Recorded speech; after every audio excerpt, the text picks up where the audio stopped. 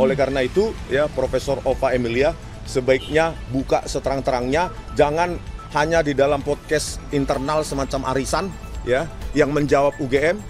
Yang bertanya UGM juga? Yang bertanya UGM, yang menjawab UGM. Berani keluar gitu loh. Persiapannya nggak ada, karena semua sudah dalam kepala ya.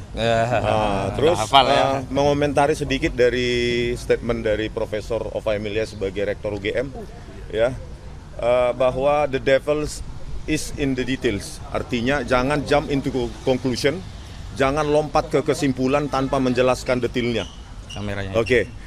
Pertama, kenapa tidak bisa dijawab lembar pengesahan penguji yang tidak ada di skripsi Joko Widodo, ya, yang disimpulkan atau dicari tahu kebenarannya oleh Profesor Sofyan Effendi, mantan Rektor UGM tahun 2002 sampai 2007, bahwa skripsi tersebut ternyata tidak pernah diuji dan isinya merupakan contekan atau duplikat dari pidato dari Dr. Sunardi. Itu dijawab dulu. Kalau memang ada ratusan atau bahkan ribuan skripsi di UGM pada tahun itu yang tidak memiliki lembar pengesahan penguji, maka sebegitu bobroknya kah UGM pada zaman itu? Sementara universitas swasta saja, ya, yang belum dikenal oleh publik itu syarat administrasi kelengkapan skripsi itu sangat-sangat mutlak, dan itu tidak bisa juga dijawab oleh Profesor Kunchoro sebagai mantan Ketua Dewan Guru Besar UGM ketika saya wawancara di Rosi kemarin. Itu yang pertama. Yang kedua, bisa tidak dijawab lembar transkrip nilai yang ditunjukkan oleh Dirtipidum yang tanpa tanda tangan dekan maupun pembantu dekan, tanpa stempel, dan tulisannya nilainya bertulisan tangan, ya, yang kami jumpai berbeda jauh dengan format baku yang kami miliki dari transkrip nilai seseorang yang lulus di tahun yang sama dari Fakultas Kehutanan, di mana formatnya sangat baku, ada stempel, ada tanda tangan yang otoritas seperti dekan maupun pembantu dekan.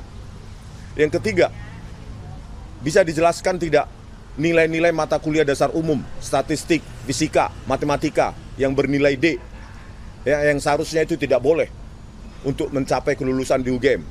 Jadi proses-proses akademik atau proses-proses pembelajaran yang dilalui oleh Joko Widodo itu justru menguatkan analisa kami dan justru mementahkan argumentasi dari Profesor Ova Emilia, ya, dan banyak lagi dan lainnya yang tidak bisa saya sebutkan di sini. Oleh karena itu, ya, Profesor Ova Emilia sebaiknya buka seterang-terangnya, jangan hanya di dalam podcast internal semacam arisan, ya, yang menjawab UGM.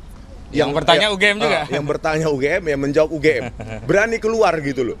Rakyat bersuara misalnya, ya. Stasiun TV, saya kira semua stasiun TV itu sudah mengundang Rektor UGM atau Wakil Rektor UGM. Tetapi tidak ada yang berani. Kenapa pengecut kalau benar? Gitu loh.